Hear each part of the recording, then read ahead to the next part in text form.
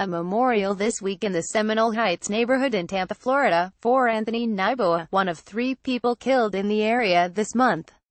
OMearaAssociated Press. Benjamin Mitchell and Anthony Naiboa crossed paths as students a few years ago at Middleton High School in Tampa, Florida, and the city's Route 9 bus brought their lives together once again this month, with deadly consequences.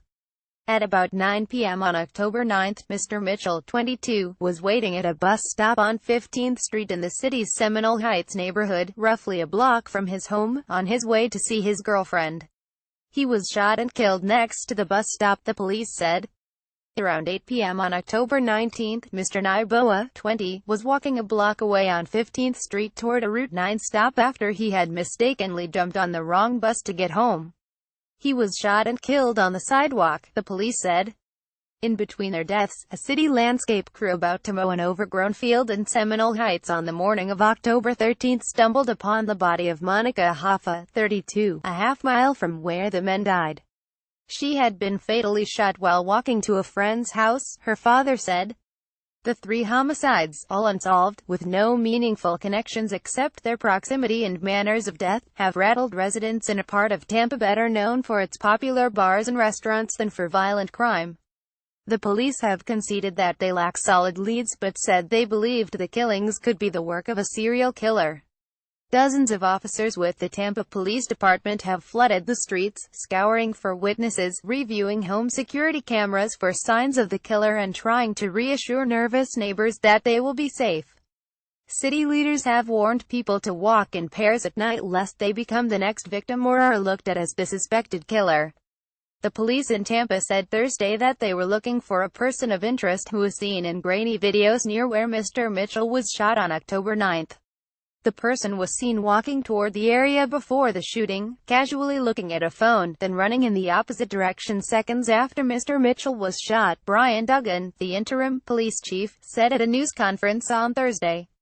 New video of person of interest in Seminole Heights murder investigation. Video by Tampa. The Tampa mayor, Bob Buckhorn, issued officers a clear order in a pep talk this week: bring his head to me, all right, let's go get it done, for Kenny Hoffa, whose daughter was killed. The day the police catch someone cannot come soon enough. I call the detective every day or every other day, Mr. Hoffa said in an interview on Wednesday. It's just a senseless thing for them to go out and kill innocent people, he added. They were all good people. A son awaiting a coming reunion with his father Benjamin Mitchell and his father, Ben Mitchell, both had their minds on the same date, November 2. It was the day his father planned to pack up his belongings in Las Vegas and join him in Tampa. Benjamin Mitchell at 14, Mr. Mitchell moved from Nevada to Florida to live with his aunt because Tampa had better schools, his father said in a phone interview on Thursday night. He graduated from Middleton High School in 2013 and was supposed to receive an associate degree in business next semester from Hillsborough Community College. Inspired by his father's love for hip-hop, Mr. Mitchell had started making rap music. He worked during the day at an IKEA with his girlfriend and attended classes at night. He planned to continue his education at a trade school specializing in mechanical engineering.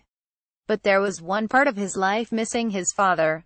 They had talked for a long time about reuniting and living together in Florida, and they had recently set a date to make it happen. He couldn't wait for his daddy to come home, Ben Mitchell said. He said he still plans to move to Tampa on November 2. It was just around the corner, his father said. A waitress who loved to make people smile, Monica Hoffa craved independence.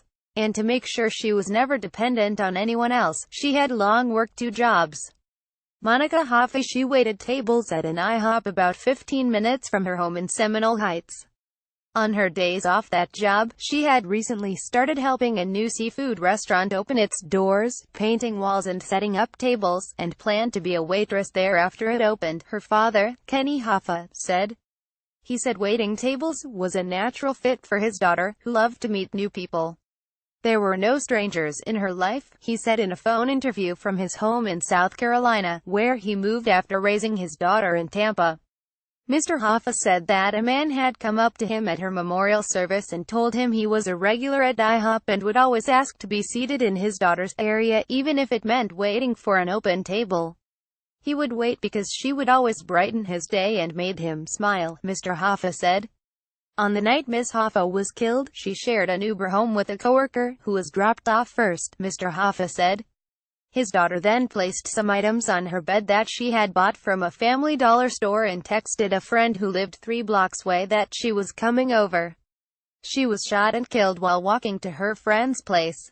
A man who took pride in his work, Anthony Naiboa, took pride in his new job packing up food to send to victims of Hurricane Maria in Puerto Rico.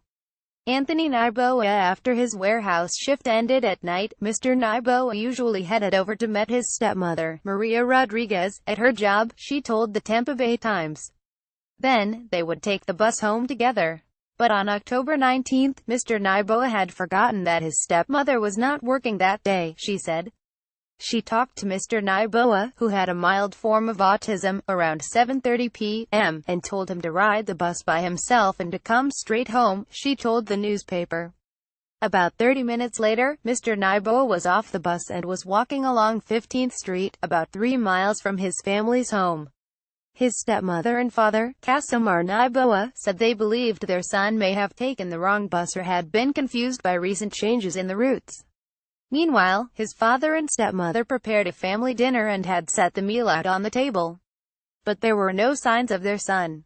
Growing anxious, the couple turned on the 10 p.m. news and saw a report that someone had been killed in Seminole Heights. I felt a chill go down my spine, Mr. Naiboa told the Tampa Bay Times. Daniel Victor contributed reporting. Doris Burke and Alonda Lockwarrior contributed research. Follow Matthew Haag on Twitter at Matthew Haag.